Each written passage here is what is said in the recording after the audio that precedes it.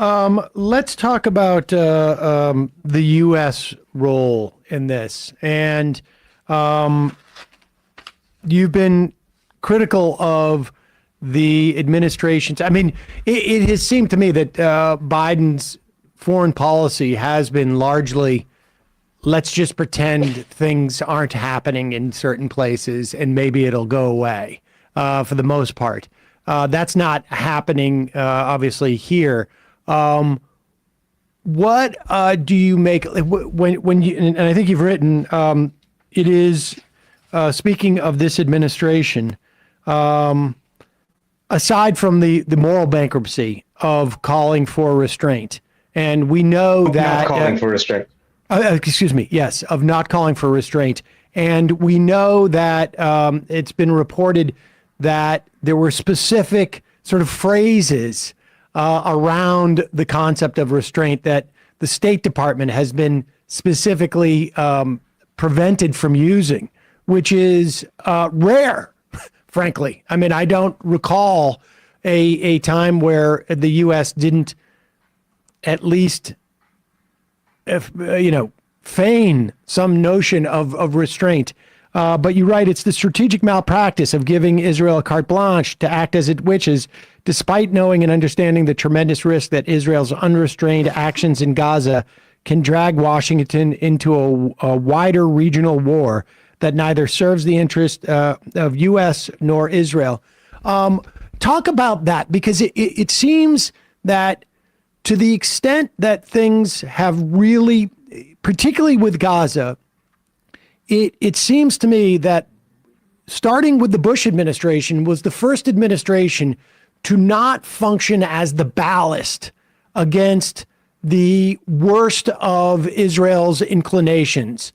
And prior to that, there was some role of the U.S., acting as a restraint on the Israeli government that the Israeli government could, sort of fend off the most sort of hawkish impulses that it had. Now, I don't think the Israeli government's interested in that, but certainly the U.S. has stopped playing that role.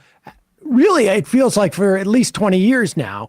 But talk about Biden's reluctance or refusal to do that. It seems to be very, certainly short-sighted, but and aside from the moral implications, from a strategic implications, walk us through that. Yeah, I wrote a piece in the New York Times a couple of months ago, 2-3 months ago, about how the United States, by and large, not just in this arena, but by and large, have given up on the idea of being an honest broker. In this specific issue, we shifted from wanting to be seen as an honest broker to actually shunning the idea. Politically, it didn't look good for politicians to be an honest broker. They were pressured to be seen as Israel's ally in this. And that's truly how we have acted in this arena, in the sense of trying to pave the way for the Israelis to pursue their interests or how they define it, rather than necessarily thinking, okay, what does this do to the larger objective that we say that we have, which is to achieve a two-state solution. This deference, decade-long, to the Israelis on this issue is a key reason as to why the prospects for a two-state solution are next to nil, and has been next to nil for quite some time right now. Because this has enabled the Israelis to continue to create facts on the ground, expand settlements, etc., and make any type of a continuous Palestinian state more or less possible, while at the same time creating a massive political obstacle to close down those Israeli settlements now as they have become facts on the ground. So in this context, the Biden administration has gone very far in trying to show as much support for Israel as possible, which I think to a certain extent is quite understandable because of the horrific attack that Israel suffered at the hands of Hamas. But I think it is a combination of putting very little pressure, if any, on the Israelis to, for instance, even things such as making sure that what Israel does is within the confines of international law. The way the administration is doing it is that they're talking about international law and Israel in the same speech. They say that democracies follow international law, but they never say Israel has to follow international law in order to have America's. That message may be implicit, but I think it's actually significant value to make that explicit, because we want, on the one hand, the Iranians and Hezbollah to show restraint and not enter this arena, to do so without at the same time being clear that the United States is also doing something to make sure that Israel is showing restraint, I don't think is a winning strategy. I think if we had a much clearer message to the Israelis that they have to follow international law, they too have to show restraint. The fact that they have been subjected to what likely is war crimes by Hamas in terms of kidnapping civilians and children, etc., does not justify or give a free hand for Israel itself to commit war crimes through collective punishment. I think a message of that nature may have been politically more costly for Biden, but would have been far more effective in ensuring that this does not escalate into a larger war. That very likely would also suck the U.S. into it. And this is where I think it's particularly problematic to see how the administration has instructed diplomats not to talk about ending the bloodbath, ending the violence, calling for a ceasefire, calling for de-escalation. These are languages or terms that the State Department no longer is essentially permitted to use.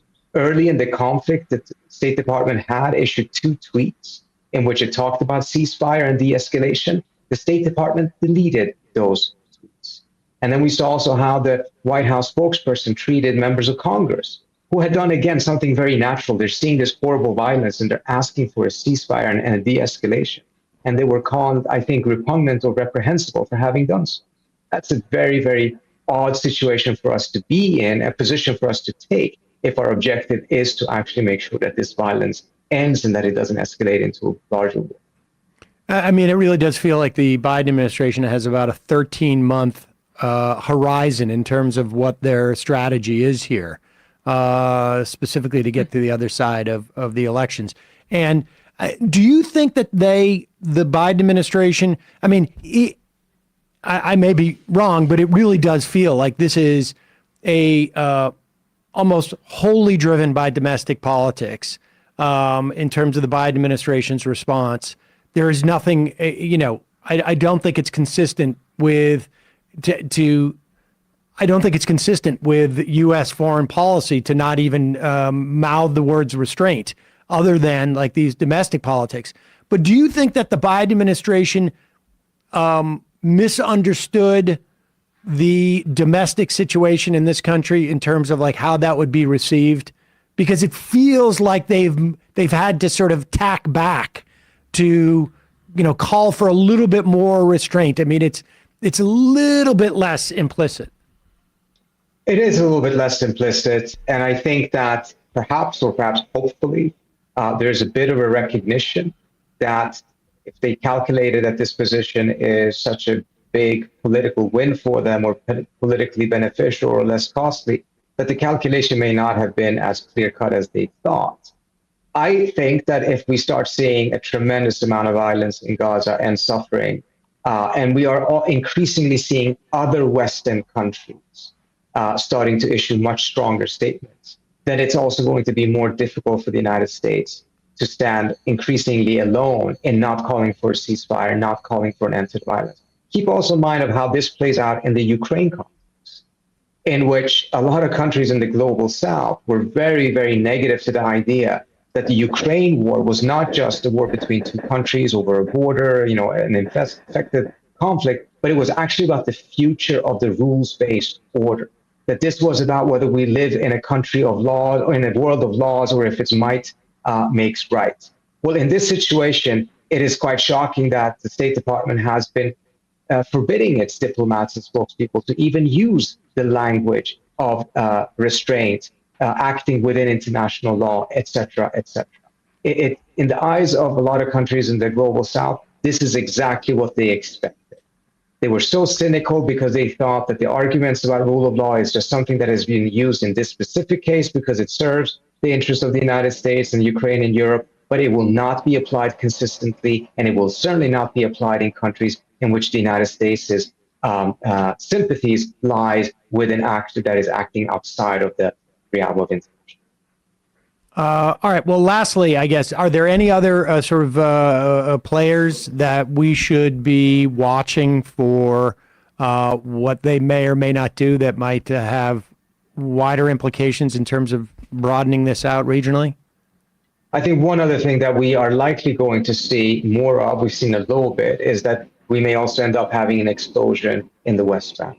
The West Bank is controlled by the Palestinian Authority. That's not where Hamas is strong or is having the type of a governing capacity. But tensions there were already rising because of the expansion of settlement, because of how settlers have been attacking Palestinians, as well as Palestinians, in some cases, attacking Israelis. So tension had already been brewing there. It's likely going to get much worse, particularly as the fighting in Gaza intensifies. And again, there's so many unknown factors. It's so difficult to control so many of these different variables. It makes it extremely explosive. And in that context, not to be more active in calling for restraint and de-escalation, to me, is just an extremely dangerous strategy, particularly mindful of the fact that the manner in which the Biden administration has moved troops into the Mediterranean, et cetera, it's going to put pressure on itself to intervene militarily if things get much worse. Right. The ease in which it can be done at that point lowers the threshold for what the expectations are of people of the U.S. Trita Parsi, Executive Vice President at the Quincy Institute for Responsible Statecraft. Thanks so much for your time today. Really appreciate it. Thank you so much for having me. Appreciate it.